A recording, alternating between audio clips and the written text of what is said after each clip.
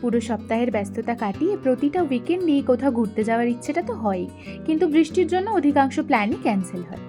তো বৃষ্টির জন্য উইকেন্ডটা মিস করবো বলো তো বেরিয়ে পড়লাম কমার্শিয়াল স্ট্রিটের উদ্দেশ্যে।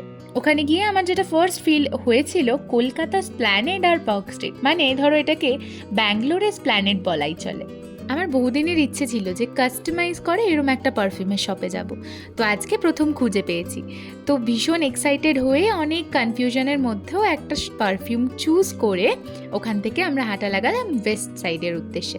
ওয়েস্ট সাইডে গিয়ে আমার সমস্ত সেকশনের মধ্যে সব থেকে বেশি যে সেকশনটা পছন্দ হয়েছে সেটা হোম ডেকর আইটেম বা ক্রকারি আইটেমের সেকশন ছিল।